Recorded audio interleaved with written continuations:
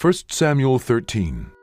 Saul reigned 1 year, and when he had reigned 2 years over Israel, Saul chose him 3,000 men of Israel, where 2,000 were with Saul in Michmash and in Mount Bethel, and 1,000 were with Jonathan in Gibeah of Benjamin.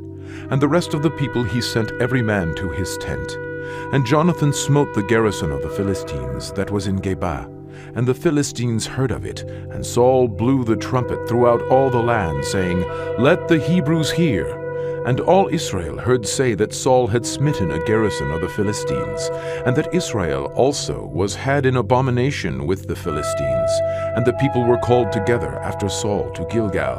And the Philistines gathered themselves together to fight with Israel, 30,000 chariots and 6,000 horsemen, and people as the sand which is on the seashore in multitude. And they came up and pitched in Michmash, eastward from Beth-aven. And when the men of Israel saw that they were in a strait, for the people were distressed, then the people did hide themselves in caves, and in thickets, and in rocks, and in high places, and in pits. And some of the Hebrews went over Jordan to the land of Gad and Gilead. As for Saul, he was yet in Gilgal, and all the people followed him trembling. And he tarried 7 days, according to the set time that Samuel had appointed. But Samuel came not to Gilgal, and the people were scattered from him.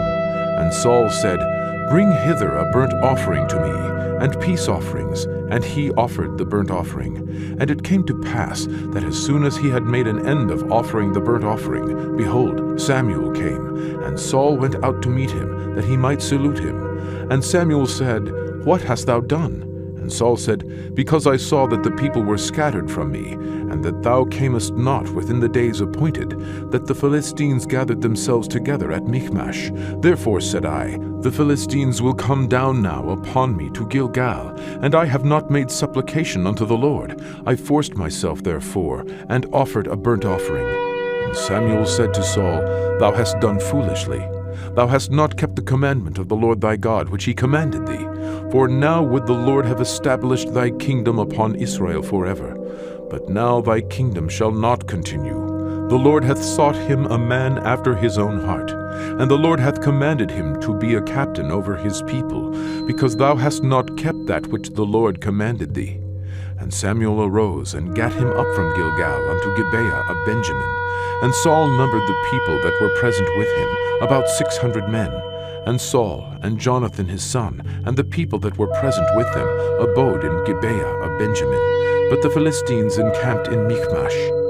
And the spoilers came out of the camp of the Philistines in 3 companies. 1 company turned unto the way that leadeth to Ophrah, unto the land of Shuah. And another company turned the way to Beth-horon.